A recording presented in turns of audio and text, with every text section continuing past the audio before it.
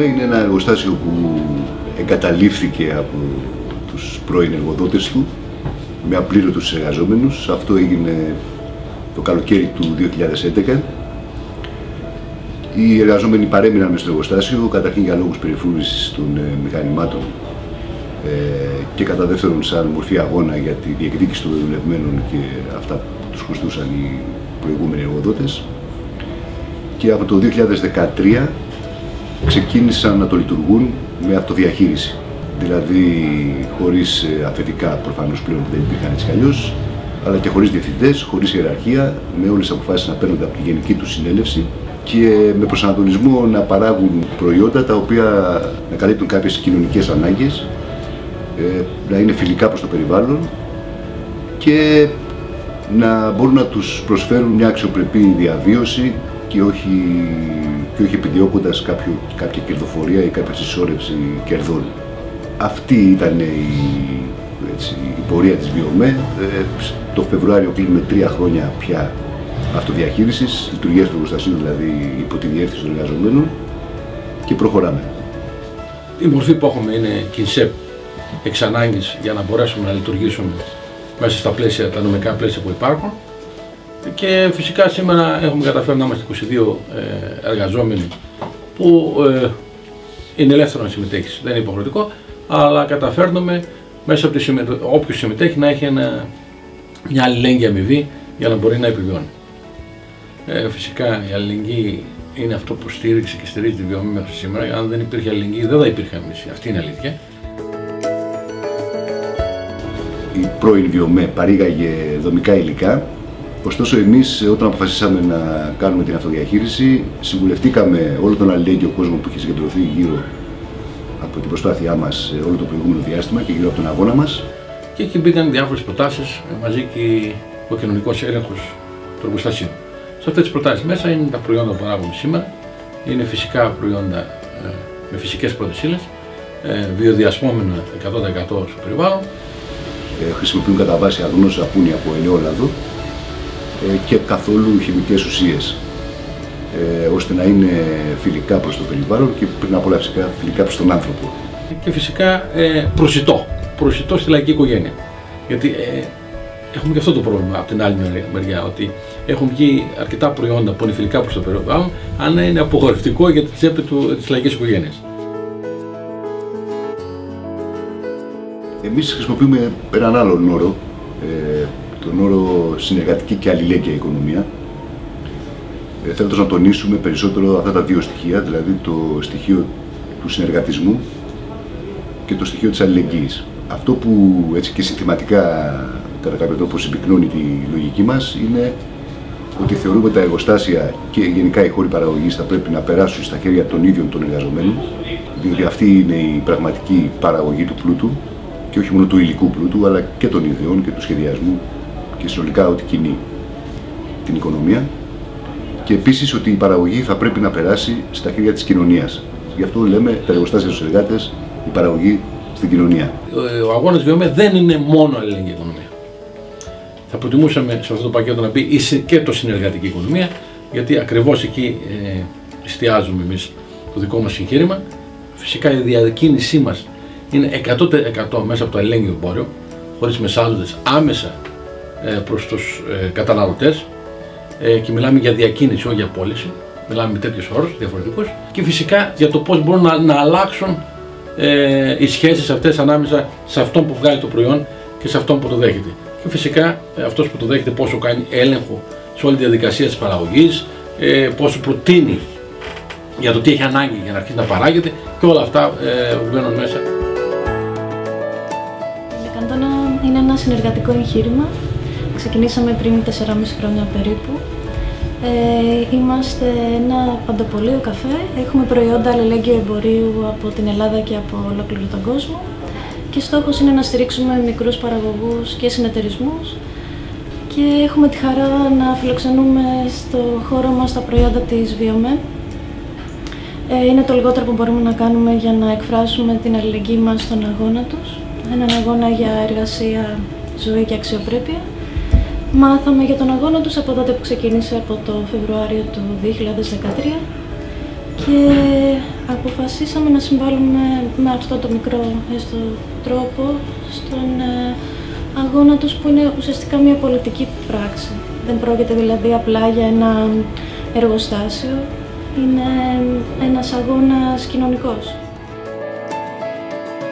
Το εργατικό έλεγχο της παραγωγής είναι ότι κάθε πρωί που ερχόμαστε εδώ, πίνουμε τον καφέ, ας πούμε, όπως κάθομαστε τώρα, όλοι όσοι έρχονται να συμμετέχουν, και λέμε τη γνώμη μας, καταρχήν το τι θα βγάλουμε. Λέμε, παιδιά, τι υπάρχει ανάγκη. Υπάρχει ένας αποθηκάριος που απλώς λέει το τι υπάρχει ανάγκη. Εκεί αποφασίζουμε το τι θα βγάλουμε και με τι όρους θα το βγάλουμε. Πόση ώρα θα δουλέψουμε, όλα αυτά. Και καταλαβαίνετε, είναι λίγο πιο διαφορετικός ο τρόπος που προσφέρεις εργασία. Προσφέρεις προς το σύνολο την εργασία, όχι προς ένα αφεντικό. Κάποια εξειδικευμένα πράγματα, τώρα έχουμε δύο επιστήμονες, ας πούμε, που έβγαλαν πανεπιστήμιο, πολυτεχνείο.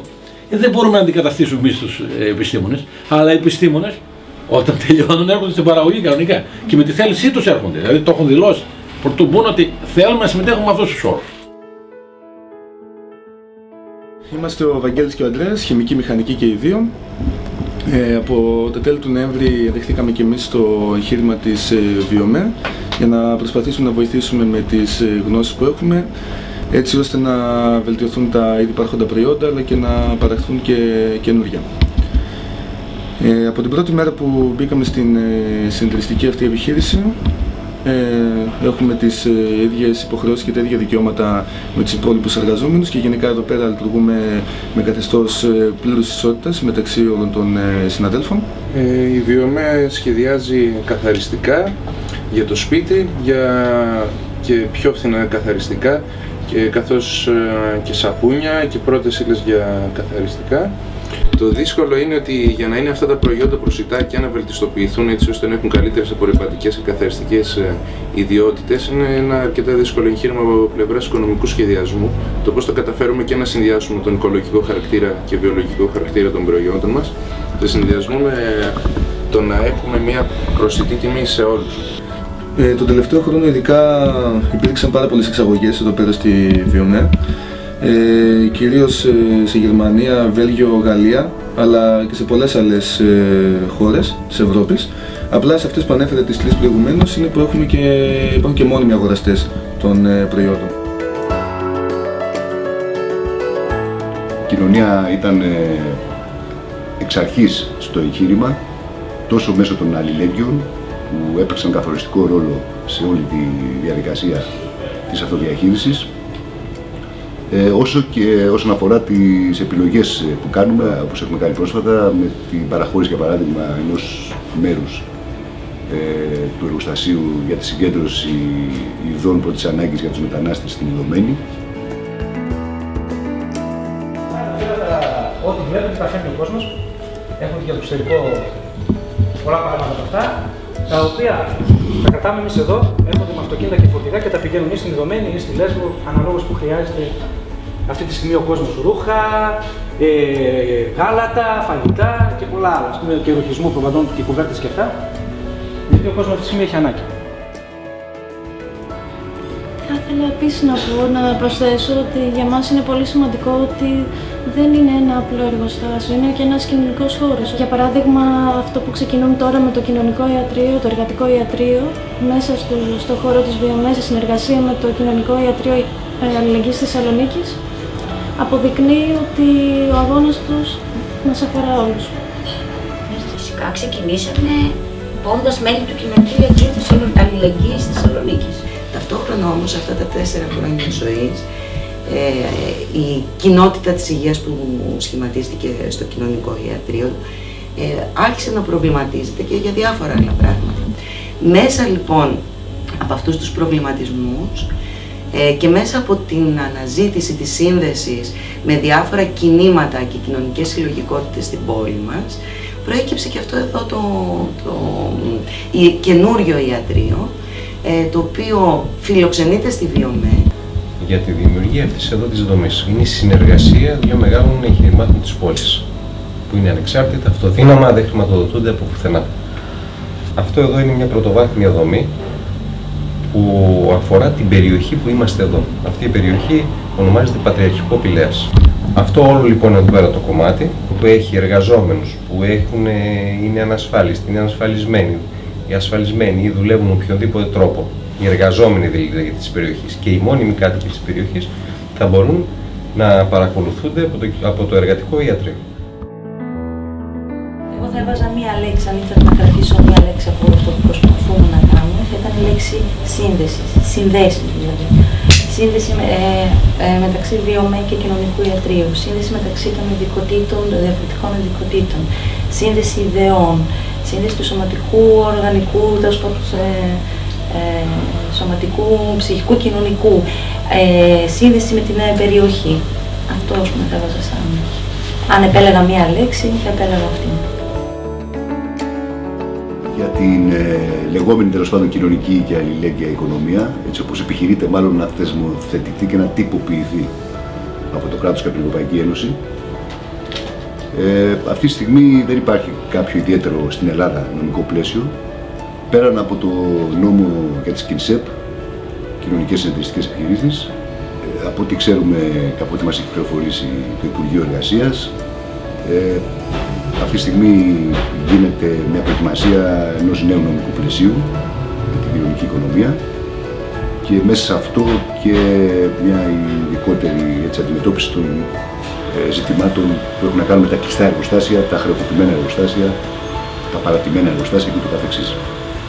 Εμείς αυτό που ζητάμε είναι να αφαιθούν οι εργαζόμενοι, να αυτοοργανωθούν οι ίδιοι, να τους δοθεί η δυνατότητα να πάρουν κλειστά και παρατημένα εργοστάσια στα χέρια τους με τον τρόπο που θα επιλέξουν οι ίδιοι. Φυσικά υπάρχει συνομιλία, πρέπει να σου πω, με διάφορα εργοστάσια που βρίσκονται στην ίδια διαδικασία, γιατί η αλήθεια είναι ότι ένα μεγάλο μέρος των εργοστασίων έχει εγκαταλειφθεί, έχει πτωχεύσει. Αυτή είναι αλήθεια. Συμμετέχουμε στην προσπάθεια να δημιουργηθεί ένα δίκτυο αυτών των εργοστασίων στην Ευρώπη.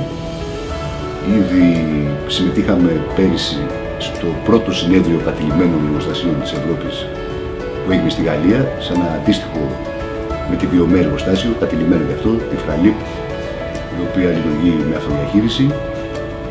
Παράλληλα έχουμε δημιουργήσει ένα δίκτυο αγωνιζόμενων τμήματων των εργαζομένων, αγωνιζόμενων χώρων εργαζομένων. Το έχουμε ονομάσει Καραβάνι Αγώνα και Αλληλεγγύης. Και φυσικά σε όλη την πορεία μας είχαμε μια ιδιαίτερη σχέση με τα κατηλημένα και ανακτημένα εργοστάσια της Αργεντινής. Μας έχουν επισκεφτεί αγωνιστές αυτού του κινήματος. Έπαιξαν μάλιστα καθοριστικό ρόλο και στην ίδια την απόφασή μας να προχωρήσουμε σε αυτοδιαχείριση. Όραμά μας φυσικά είναι να μην μείνουμε η μοναδική περίπτωση που δυστυχώς υπάρχει αυτή τη στιγμή στην Ελλάδα, στη βιομηχανία, αλλά εγχειρήματα τέτοιου τύπου να προπλασιαστούν. Στόχος μας δεν είναι να μείνει μια Βιομέ και απλώς να έχουμε πίσω τη δουλειά μας. Είναι σκοπός να δημιουργηθούν, όπως έλεγε το σύνθημα, 1, 2, 3 πολλές Βιομέ. Με σκοπό τη δικτύωση, την ανταλλαγή προϊόντων μέσα σε αυτή τη διαδικασία, την δημιουργία υπερσυνεταιρισμών προφανώς που θα μπορέσουν να προσφέρουν κάτι άλλο στην κοινωνία, πολύ περισσότερα. Επομένως, είναι πολύ βασικό το να μπορέσουμε να δημιουργήσουμε την υλική βάση για μια άλλου τύπου οικονομία στα χέρια των εργαζομένων και της κοινωνίας. Κλείνουμε αισίως 3 χρόνια αυτοδιαχείρισης και νομίζω ότι αυτό από μόνο του δείχνει στον καθένα ότι η αυτοδιαχείριση δεν είναι μια ιδέα, δεν είναι ένα όνειρο, δεν είναι μια ουτοπία, αλλά είναι κάτι που μπορεί να γίνει πράξη εδώ και τώρα. Αυτό μπορεί να γίνει παντού. Μπορεί να γίνει σε κάθε χώρο δουλειάς, μπορεί να γίνει σε όλες τις πτυχές της ζωής μας. Στην υγεία, στην παιδεία, σε όλους τους τομείς όπου οι άνθρωποι πρέπει να αποφασίζουν από κοινού και να δρουν από κοινού.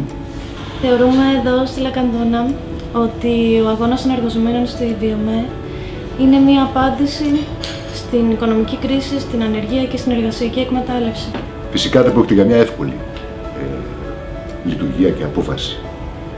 Και εμείς όταν το ξεκινήσαμε ήταν τεράστιες οι δυσκολίες και μπορέσαμε να τις σε έναν βαθμό, γιατί δεν τις έχουμε ξεπεράσει εννοείται όλες, να τις ξεπεράσουμε και να προχωρήσουμε, κυρίως στηριζόμενοι στη μεγάλη αλληλεγγύη του κόσμου. Πιστεύουμε ότι αν αφαιθούμε, και εδώ έχει να κάνει και με το νομικό πλαίσιο που λέγαμε πριν, πολύ σύντομα θα αποδείξουμε ότι και οικονομικά είμαστε μια πρόταση βιώσιμη και στα σοβαρά εναλλακτική απέναντι στην ανεργία, τη φτώχεια και τους μισθούς πείνας που αντιμετωπίζουν σήμερα όλοι οι εργαζόμενοι και οι άνεργοι. Και φυσικά, επειδή ο στόχος μας δεν είναι τα κέρδη, το όποιο πλεόνασμα υπάρξει, όπως έχουμε δεσμευτεί εξ αρχής και καταστατικά, φυσικά θα το επιστρέφουμε με έναν τρόπο στην ίδια την κοινωνία για τις δικές της ανάγκες, είτε για την ενίσχυση ανάλογων εγχειρημάτων αυτοδιαχείρισης, είτε για την κάλυψη κάποιων κοινωνικών αναγκών, όπως σήμερα είναι, ας πούμε, το ζήτημα το μεταναστευτικό, αύριο πιθανά κάτι άλλο και το καθεξής. Αυτό που θέλουμε να δείξουμε με την Βιομέ είναι να αποδείξουμε ότι η αλληλεγγύη και η συνεργασία δεν είναι λέξεις που τις βρίσκουμε στα λεξικά ή τις συναντάμε σε παλιές ιστορίες και γράφονται κενές νοήματος σε φυλάδια που μοιράζονται στον δρόμο, αλλά να αποδείξουμε ότι η αλληλοβοήθεια είναι ένα μέσο ανάπτυξης της κοινωνίας πάνω στο οποίο πρέπει να αναπτύξουμε, να υπάρξει ένας άλλος κοινωνικός σχεδιασμός που θα αλλάξει όχι μόνο την κοινωνία και τους εαυτούς μας μέσα σε αυτή τη συνεχή δυναμική διεργασία. Μας ενδιαφέρει το προϊόν να μην είναι μόνο προϊόν που συμπληρώνει μέσα του σχέσεις ελευθερίας, ελεύθερης συνεργατικής δημιουργίας και όχι σχέσεις κερδοφορίας και κυριαρχίας, αλλά θέλουμε ταυτόχρονα να συμπυκνώνει μέσα του και τα ποιοτικά εκείνα στοιχεία που θα αποδεικνύουν ότι μπορούμε, όχι μόνο μπορούμε χωρίς αφεντικά, αλλά μπορούμε και καλύτερα χωρίς αφεντικά.